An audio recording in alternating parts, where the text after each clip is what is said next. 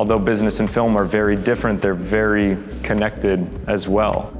I look at myself as an actor and as a business. Schwarzenegger, thanks for being here. Thank you for having me. You've had quite the year as both an actor and an entrepreneur, with filming and coming off of White Lotus while scaling your protein bar company Mosh, which you co-founded. I'm wondering how you divide your time. That's a great question. I think that, last year when we were filming, we were in Thailand, so the time zone and the time difference was nearly impossible to focus solely on Mosh, or even mostly on Mosh. I mean, I was really just kind of like embedded and focused on White Lotus, and there were times when I had to wake up in the middle of the night for meetings for Mosh because of the time zone. But now, probably in the next weeks, as the White Lotus press starts to slow down and things start to get a little more chill, I'll focus more on Mosh. But the past year and a half has really been consumed by White Lotus. You mentioned you brought an entire suitcase worth of Mosh products to Thailand. Yes. Is that true? It's true. What happened was I brought it because I knew whenever, as I told you, I showed you, I brought Mosh bars here because anytime I'm going to film and stuff, I never know what kind of snacks they have. So I bring Mosh bars with me. But for Thailand, I was the first 4 months of filming, I didn't go back and forth. I didn't come back to the US at all. So I brought a whole suitcase full of Mosh bars. And then my co-stars started to take them, and same with some of the ADs, because they started to look for healthy snacks and they really loved the Mosh bars. So those went out quickly. And then I had my mom shipped a whole box of them to Thailand, and they got taken at customs. They also wanted to try them, probably. I guess so. So you've been in quite a few Hollywood projects at this point in your career, and while some of your family members are Hollywood stars in their own right, I'm wondering if there was a co-star who taught you something on set that you still bring with you in every role since. Ooh, I feel like every project that I've been on, I've gotten to learn something from. And that's really what I've looked for in projects. I mean, of course, I look for an amazing role and character that I can kind of sink my teeth into, but also it's getting to work with really great creators, producers, directors, and then actors and actresses. The White Lotus is like the holy grail from all sides because you get to work with the writer and creator and director, Mike White, who's also an actor, but then you get to work with just the best ensemble that I think any project can really put together. You're working with some of the best of the best. And everybody teaches you something. I mean, you learn from just watching them act to if you ask for advice. I've told the story about Walton Goggins giving me advice when I asked him if he gets nervous, and he told me that he gets nervous, but that he never, ever questions his PG version. He never questions his talent and his ability to deliver the role, and that he was chosen for the right reason, and that he's done all the work ahead of time, and that he's the right person to go out and perform. And it just kind of spoke to me of the level of confidence and competence that he had, and that he's amassed throughout his career, and that it's okay to get nervous, but to really go out there and be confident with the amount of work and prep that you've put in to go and deliver. Yeah. That was just from this specific set. But I mean, Colin Firth was on The Staircase. I learned a tremendous amount. Dane DeHaan, who I spent a lot of time with. Amy Poehler was really great with me. And I've worked with some really great actors and actresses. So while you were on the set of White Lotus, Mosh announced a pretty significant design and formula rebrand. Yeah. I'm wondering if you could talk a little bit about what the thought was behind it, in addition to what it was like to experience that while you were across the globe. Yeah, we called last year the Triple R, which was the rebrand, retail, and reformulation.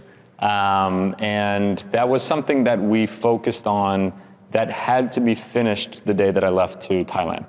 So that was even though it launched, mid-end of May last year, we had pretty much finalized it by Christmas or January because of the amount of time that it takes to actually do the design work. We had worked the whole year before that on the designs and the colors and the branding of the logo and the reformulations with the R&D specialists and all the different factors there. And then we had to actually put in the purchase orders in December for the summer, just because of the cycle, like I told you before, the cash cycle, and because of the inventory scheduling, you had to purchase 16 weeks in advance.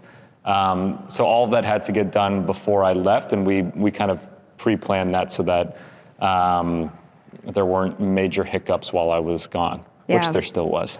Yeah. Yeah. Up all night, famously. Yeah. So turning more towards your business interests, you've been an investor and an entrepreneur for several years now. In which aspect of business do you thrive, and how do you solve for your weaknesses? Ooh, well, I think that there's two separate things. One side of it was how I started, which was investing and being an active investor, and then now it's kind of gone more to the founder side. The investing side was I really had no idea what I was doing when I started. I just had a thesis that, as a consumer, I was looking for these healthier food options out there, and 10 plus years ago, 15 years ago, there weren't that many options in the stores.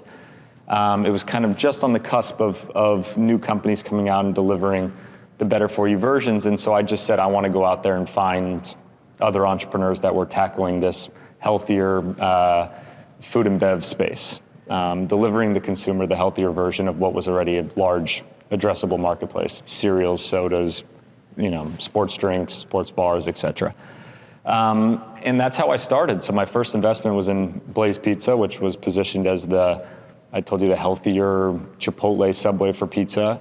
And then that company grew tremendously. It was the fastest growing fast casual restaurant in the world, and grew from 0 to 350 stores in 5 years. And I bought my own franchises, and was the worst investment ever, but it was the best investment because I got to see firsthand consumers looking for and asking for the healthier alternatives. They wanted, instead of Dasani water, they wanted smart water. Instead of kettle chips, they wanted these baked chips. Instead of normal crust, they wanted keto crust. Instead of regular meatballs, they wanted plant-based all of a sudden. And all these different changes and differences that the consumer wanted. So I sold out of Blaze and took that money and went and just invested in a bunch of different brands that were the healthier version. The Liquid IV was the low sugar Gatorade, the Ollie Pop and Poppy were the low sugar sodas, and Super Coffee was the low sugar Starbucks Frappuccino. And so I learned a lot along that route, which then allowed me to get into the driver's seat of being a founder, which is a completely different space as a business person than it was as investing and being more on the passive side. Yeah. Speaking of big trends and learning from them, protein is a huge trend right now. Huge. I just saw an article, it was this week, of the New York Times, and the cover photo, they said, did you read this article? Not this one. Okay, Go ahead. that it said, unless it was the Wall Street Journal, that said, Americans are obsessed with protein, and nutritionists are freaking out. And the cover photo was me with the blender as Saxon. Really? Yeah. Oh my gosh. It was really funny. How does that feel? It was kind of weird. I want to know how you differentiate Mosh from all these other brands, especially as the market becomes more saturated. Yeah, so I mean, there's when you look at the bar space, there's really 3 different types of categories. There's just like the snack energy bars, and that could be more of like the Cliff and Kind bars and things of that nature. Then there's kind of the ones that are optimized for protein, and that's cleaner. That would be more of like the RX, the Mosh bars, the Go Macro, things that are kind of in that 8 to 14 grams of protein. And then there's the plus ones, the ones that are really for like people that are bodybuilders and people that are in the gym and really trying to focus on, they don't care about ingredients, they care about the protein levels and macros. And that's the Quest bars, the Think, the One bar, stuff of that nature. So we're more in the middle category, a little bit more premium on the price, more premium on the ingredients, more transparent, cleaner. We deliver double digit on protein, but we also deliver high levels of fiber and different other macronutrients that other bars don't. So I say all that because you can be, there are tons of bars that work. The bar category is massive, multi-billion-dollar business domestically, and there are leaders in each of those sectors that can all sell to a larger conglomerate. And we've seen that in these past years, whether it was a Quest or a RX or a Go Macro or a Aloha, or all of those different bars have sold for hundreds of millions of dollars, and they're all in the same competitive space. We're a little bit different because we focus on brain and body. That's our kind of the niche side is we go after people that are interested in getting something more out of the bar than just taste or protein. And so that's really where we like to play, is that we're mission driven, we're founder focused, and we like to talk about the idea of how the brain and the body are connected and why eat just for your lips and your thighs and your muscles, and why not incorporate your brain. What aspects of business inform your approach as an actor and vice versa? Well, I think that from an actor side and from a business side, right, both are brands. And I think you have to look at yourself and you have to look at Mosh or whatever that business is as a brand, and how do you want to be perceived, and how do you want to build that brand. So I think I although business and film are very different, they're very connected as well. And I think the creativity side is very apparent throughout both. And yeah, I mean, I look at myself as an actor and as a business. At the end of the day, I am a business. I mean, my film career is a business, and it's you know, how I'm building that each and every year to get to where I want to go is just like a business plan for a Mosh. It's just a different space. So Mosh has expanded into retailers such as Sprouts and Erewhon, fairly recently, and is projected to do around 20 million in revenue this year. I'm wondering what's next for the company moving forward. Yeah, I mean, so the first years was really proof of concept. Did people care about eating for their brain health and their body health? And what did we learn about the consumer, and who was the consumer, and did they like the product, and why didn't they like the product? Why did they come back? Why didn't they come back? Make the adjustments, which is why we did the rebrand. And then it was to go into retail. So retail, I mean, is really where you can build a massive brand. I mean, we're in a very small percentage of actual store counts. Our velocities are extremely high, but we're in the Erewhons, we're in all the Sprouts, we're in the Kroger banner, the Ralphs, really focused on Pacific Northwest. But as we continue to expand, I mean, the levels of distribution and the channel points are gonna continue to grow. And why that's important is because, I mean, that's where you can make or break a company. It's where economies of scale play in. It's where, on a food product, you really start to see breaks in your cost of good. So that's our focus this next year, is really to start to go into more retailers. And my mom's goal is to be, Costco and Walmart, and she wants to make it accessible and for the masses. Where we had to start was online because of the actual cost of the product for us to deliver and to make. The only way that was a feasible, margin profile for us to succeed is by going direct to consumer. So I'm wondering what business lessons from your history you would take into your next venture. I guess one of the things that I wish I did earlier, even in the Mosh career, would have been just to start. And what I mean is that we spent so much time trying to perfect this formula and build this brand and do all these things that we thought the consumer was going to want or like. And the truth is, there's nothing better than just getting out into the market and learning and getting the consumer feedback loop. And what we thought people were going to really love or enjoy, or the messaging that we thought was going to work or didn't work, it just, everything got flipped on its head once we actually launched. And that's probably the biggest learning advice I had there, was just just start. And I think that so many of us, I mean, it happens, with Mosh or with other areas in life. We have, fear of failure, or we have, fears of going out and actually starting something, but it's not until you actually jump out and do it that you really start to learn.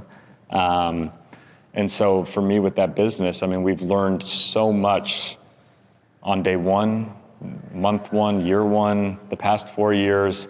It's just been constantly evolving and making tweaks and reformulating and rebranding and repositioning and remessaging and all these different things that you just continuously learn. So pivoting back a little bit to your acting career, there's an American Psycho remake in the works. and you've expressed interest. Fans are calling for you to potentially play Patrick Bateman. I dressed like him. Yeah, see, man, we're manifesting Yeah, here. exactly. Could that possibly be your next Hollywood project? Oh, I have no idea. I mean, I don't know where they are in that process. But it's, I mean, I think that what Luke has done with his career and whatever he's going to touch, I would be interested in working with him. And then what he's going to do with that movie and that IP, I can only imagine he's going to bring his own flair and unique take on it. But I have no idea what's to come.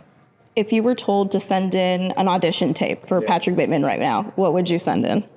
I would probably send in something, I don't know, completely different than whatever. I would have to think of a unique take on it, because I don't think that Luca would make a straight remake of what we all know as Patrick Bateman and as American Psycho. I would make a tape that was very against the grain and different, and would either be a great successful tape or something that I wouldn't probably hear any feedback on and would be the complete wrong direction. Well, outside of that, what's next for you in Hollywood? What are you working on and what's coming up? We have a lot of things that we're working on. There's a lot of things that are in the pipeline to get made later this year. I mean, the past 12 weeks have really been White Lotus. Like, it's been an experience that I've never, I just, once in a lifetime. I mean, I've been involved with other movies and shows, and I've seen from my dad or my brother-in-law when they're on big movies, like the press tour that they do compared to what this Lotus one has been, it's just been like, it's astronomical. I mean, it's big through the US, but then when you go to Australia and you go to Asia and you go to Europe and you're going, you know, all over, it's wild to just see how it touches so many different places throughout the world and how big of a show it is. So that's really what I've been focused on the past, 10, 12 weeks, is really getting myself out there, being established, part of White Lotus, and just promoting the show and hoping that people are enjoying it, and which it sounds like they have, and that the show has gone over great, and hopefully people have all seen it. Yeah, I mean, talk about going everywhere. How many countries did you say you had been to in the last month or so? I think it's been, like probably 15 times out of the country. Well, we're all hoping for you to get a little bit of sleep and hoping to see you again on our screens very soon. Oh, well, thank you.